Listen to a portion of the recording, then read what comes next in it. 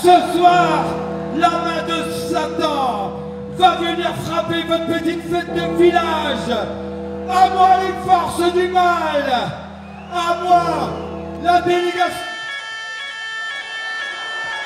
On a été entendus.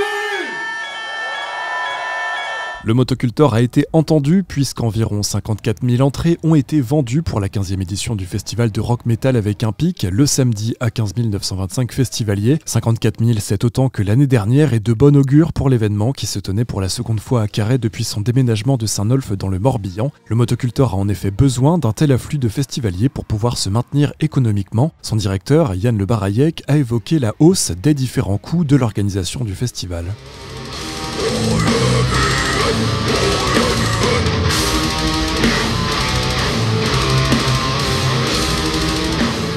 Oui, en plus on est content, c'est que les dernières semaines c'était pas terrible les ventes depuis mi-juin et sur le début août on a rattrapé et du coup in fine on est quasiment comme l'an dernier quoi.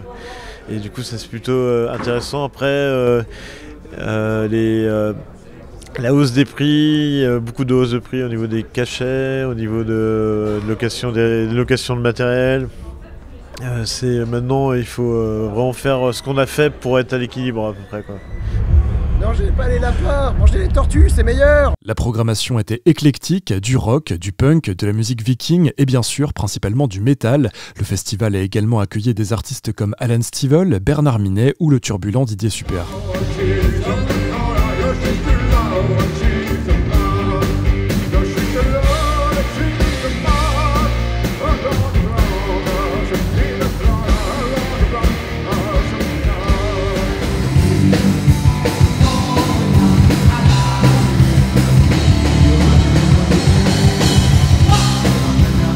En ayant connu Bernard Minet, miaou. T'as vu ça, ce début de concert de malade?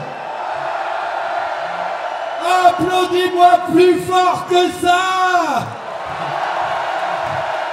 Tu as beaucoup de chance de m'avoir dans ce Hellfest bas de gamme. Tu as beaucoup de chance de m'avoir dans ce festival de gros nounours qui se sont fait tellement embêter à l'école qu'aujourd'hui ils sont obligés de se déguiser en méchants pour pas qu'on les embête. Ah, tu sais ce que c'est ça, public?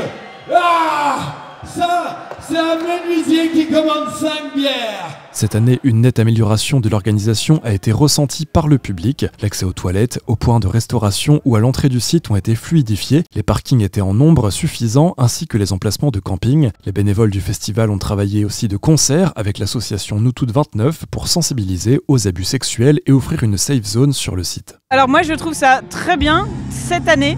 Je trouvais ça un peu à l'arrache les années d'avant avec pas mal de défauts. Et je trouve que là, ils les ont vraiment corrigés sur la sécu, les toilettes. En tant que nana, les toilettes, c'était absolument imbuvable. Là, ça allait vachement mieux. Donc là, ça devient vraiment un festival cool.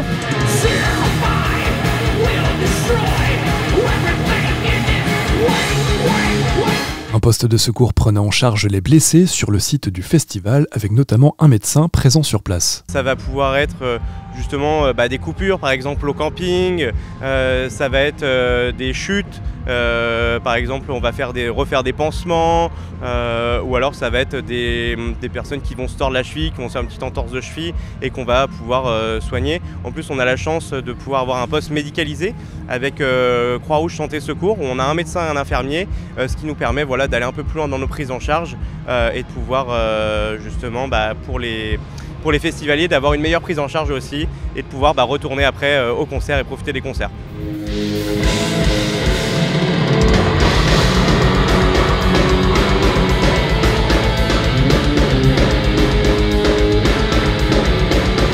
Gastéropode. Coucou le Vest.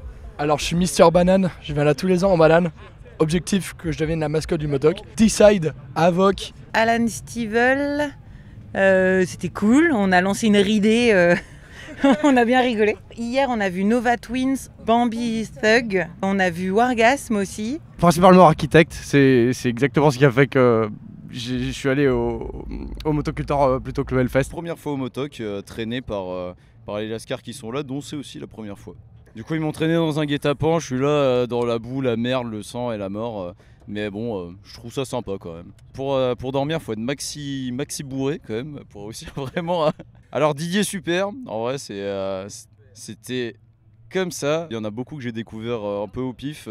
Il y a Opes qui était plutôt cool. Les coups de cœur, il y a eu Emur, hein, Dirty Phonics. On s'est fait revacciner par Architect. Ginger, Architects et Exodus aussi. Gorgorov, c'est vraiment le groupe, ouais, j'avais oublié, mais c'est le groupe vraiment pour lequel je suis venu avec Meshuga, voilà. Aujourd'hui, je suis allé voir les copains de Calcine. Taylor Swift, charmé. Un peu en guest. Ensuite, on a vu genre. Nakamura, ouais, grosse fesse quand même, hein. Même moi. Il y a eu un pogo de dingue. Franchement, un peu gold. Moi, c'est trop gros pour moi, les fesses d'Aya Nakamura. Et on a fini sur un petit Etienne Dao.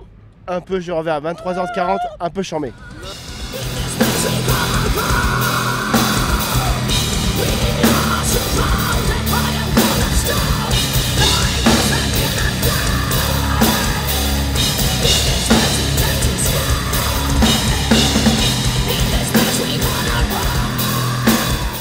Cette édition 2024 du Motocultor a rassemblé 1200 bénévoles, 110 artistes, c'est environ 60 000 litres de bière et 10 000 litres de cidre locaux qui ont été écoulés sur ces 4 jours. La première vague de groupes a déjà été annoncée pour 2025. La 16e édition se tiendra les 14, 15, 16 et 17 août à Carhaix sur le site de Quérampuil.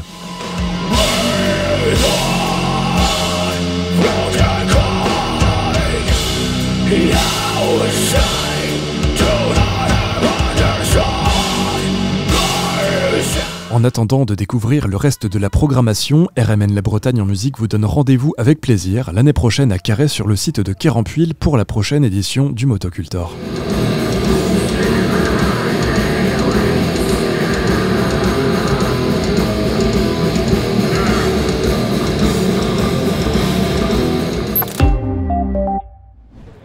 Eh, la télé, on est là. C'est tout pour moi, allez bonsoir.